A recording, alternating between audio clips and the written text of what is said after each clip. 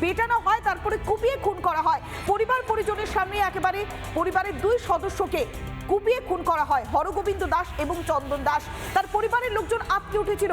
ভিটে মাটি শূন্য হয়ে গিয়েছিল জাফরাবাদের একের পর এক পরিবার। রীতিমতো ত্রাসের পরিস্থিতি তৈরি হচ্ছিল, আতঙ্কের বাতাবরণ তৈরি করেছিল এই সমস্ত দোষীরা। এদেরকেই দোষী সাব্যস্ত করেছে জঙ্গিপুর আদালত। ওয়াকফ আন্দোলনের নাম করে শামশেরগঞ্জে যেভাবে হিংসার ঘটনা ঘটেছিল, একাধিক গ্রাম জ্বলেছিল, দাউ দাউ করে আগুন জ্বলেছিল, একাধিক বাড়িতে ভিটে মাটি ছেড়ে অন্য জায়গায় নিরাপদ জায়গায় আশ্রয় নিয়েছিলেন মানুষজন। কেননা সেই সনাতনীরা তারা আতঙ্কে ভুগছিলেন। যেভাবে ওয়াকফ আন্দোলনের নাম করে রীতিমতো তাণ্ডব লীলা চলেছে, যেভাবে ব্যভিচার চলেছে, যেভাবে অন্যায় রাজত্ব চলেছে, তাতে মানুষজন আটকে উঠেছিলেন। মাসের পর মাস তারা ভিটে মাটি ছাড়তে বাধ্য হয়েছিলেন, কেননা হরগোবিন্দ দাস এবং চন্দন দাস তাদেরকে যেভাবে প্রকাশ্যে কুপিয়ে খুন করা হয়েছিল, তারপর মানুষজন রীতিমতো ভীত সন্ত্রস্ত ছিল।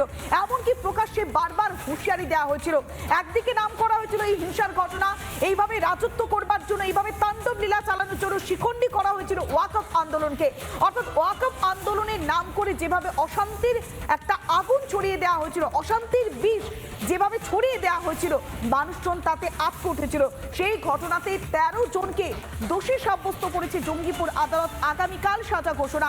এবং বিভিন্ন মহল থেকে যে প্রতিক্রিয়া আমরা নিচ্ছিলাম, তখন প্রত্যেকেই বলছে দোষীদের দৃষ্টান্তমূলক, এমনকি ফাঁসির দাবি করছেন প্রত্যেকেই। কেননা সনাতনীরা তারা বারবার অস্তিত্বের সংকটে ভুগছেন। আমরা কথা বলেছিলাম বিজেপির বিধায়ক গৌরী শঙ্কর ঘোষের সঙ্গে, তিনি দোষীদের ফাঁসির দাবিতে সরব হয়েছেন। যেভাবে গত বছর হরগোবিন্দ দাস চন্দন দাসকে প্রকাশ্য দিবালোকে কুপিয়ে খুন করেছিল উন্মত্ত জেহাদি বা ধুলিয়ানবাসী, তাতে যে 13 জন দোষী সাব্যস্ত হয়েছে, তাদের তো অবশ্যই অবিলম্বে ফাঁসি দেওয়া উচিত। কারণ যেভাবে দিনের বেলায় নিরীহ মানুষকে কুপিয়ে খুন করেছিল, তারা বারবার আবেদন করা সত্ত্বেও তাদেরকে ছাড় দেয়নি। শুধু খুন নয়, তাদের বাড়ি লুট করেছিল, আগুন লাগিয়ে দেওয়া হয়েছিল, একাধিক বাড়িতে অগ্নিসংযোগ, লুটপাট চালিয়েছিলেন তারা। একদিকে যেমন দোষীদের শাস্তির দাবিতে সরব হচ্ছেন প্রত্যেকে, অন্যদিকে এই জাফরাবাদের ঘটনা গোটা বাংলায় সনাতনীদেরকে ভয় ধরিয়ে দিয়েছিল। তাই অবিলম্বে এদের শাস্তির প্রয়োজন, এমনটাই দাবি করছেন বেলডাঙ্গা ভারত সেবাশ্রম সংঘের প্রধান কার্তিক মহারাজ।